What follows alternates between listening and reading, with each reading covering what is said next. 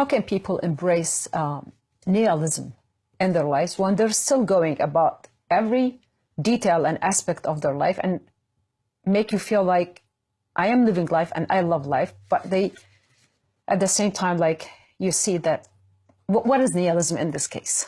There's two forms of it, I suppose, and one is really the act of giving up at the level of action, right? And just not engaging in life at all. That's a real deep nihilism.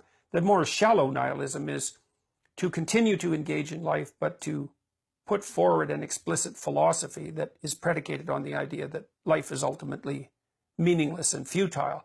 Now, that's, I would say, less profoundly disquieting, because what someone believes is really manifest in how they act. What they say, especially about themselves, in some sense is secondary. It's not like what they say is unimportant. It's not that.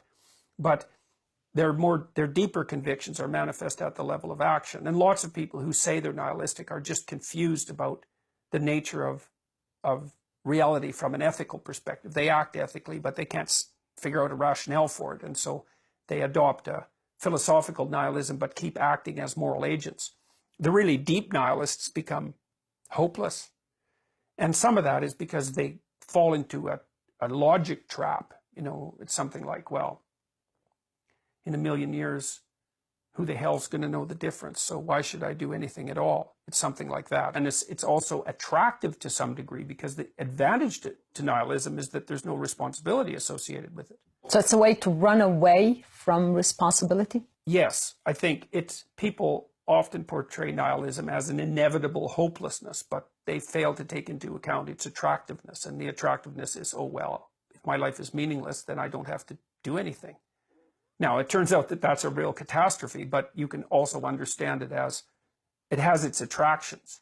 Can people fall into this trap without knowing that this is what, like, they feel that their life is meaningless and they act, I don't care about anything in the world. So how would you prompt their attention to know that they're coming from a place where their own life does not matter for them? Well, the first thing is that it's rarely the case that someone doesn't care.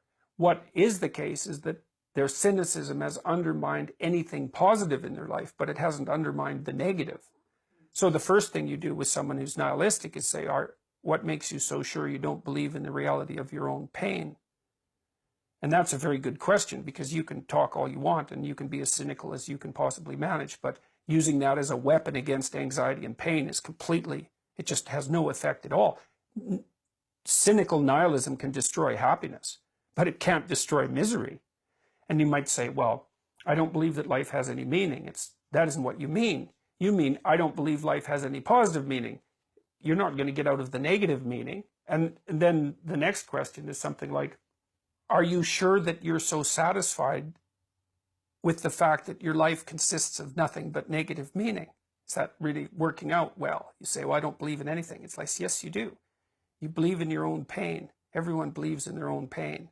And what that means is that you'd also have to believe in the antidote to that pain.